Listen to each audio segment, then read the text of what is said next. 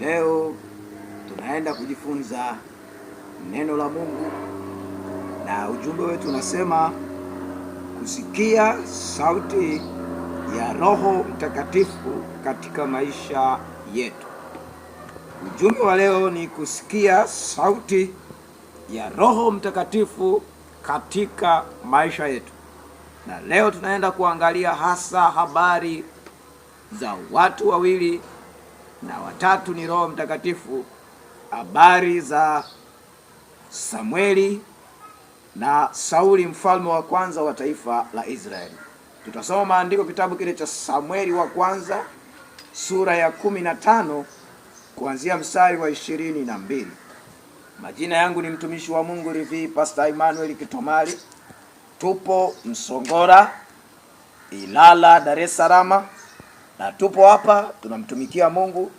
Kanisa yetu ni la Msongora City Center. Kwa hiyo karibu sana, na twende moja kwa moja kitabu kile cha Samueli wa kwanza sura ya 15 kuanzia mstari wa 22. Neno la Mungu linasema, naye Samueli akasema, je, Bwana huzipenda sadaka za kuteketezwa na dhabihu sawasawa na kutii sauti ya Bwana? Sawasawa na Mungu aseme, je, Bwana hupenda zaka? Je, Bwana hupenda naziri? Je, Bwana hupenda matoleo tunayotoa makanisani na sehemu nyingine za ibada sawasawa na kuitii sauti ya Bwana?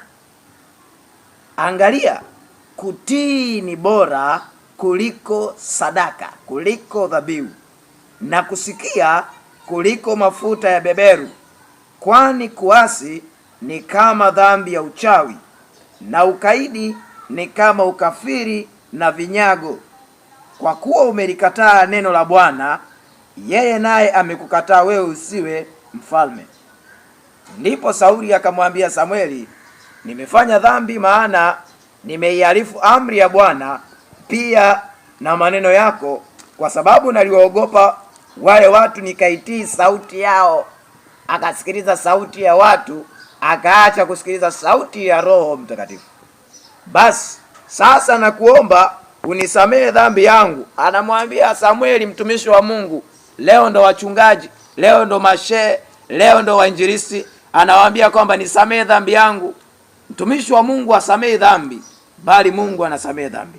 Dhambi ya kutokumsikiliza Roho Mtakatifu hausamehewi.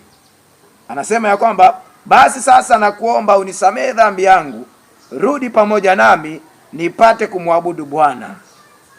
Samueli akasema, sitarudi pamoja nawe kwa sababu umelikataa neno la Bwana. Bwana naye amekukataa wewe usiwe mfalme wa Israeli. Baba Mungu, nakushukuru kwa ajili ya ujumbe huu wa leo nao sema jioni hii ya leo ya kupunga jua. Karibu Roho Mtakatifu uhudumie watoto wako.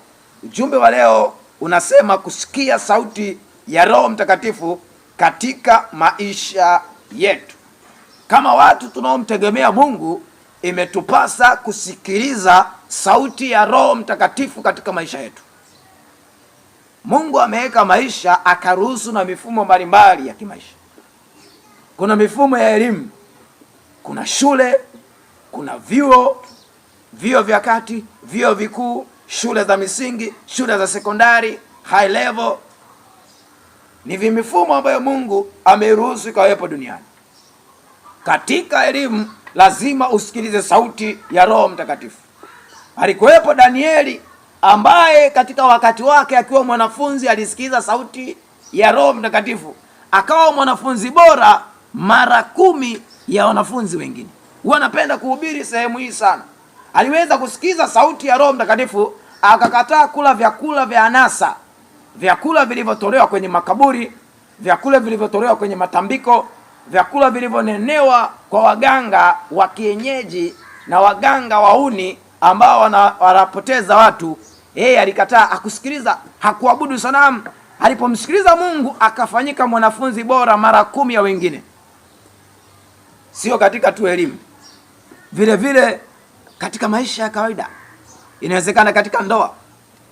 Maandiko anasema mwanamke ndiye ambaye anajenga nyumba yake na anaweza akaivunja. Wanawake wengi wamevunja nyumba zao. Wanaume wengi wamevunja nyumba zao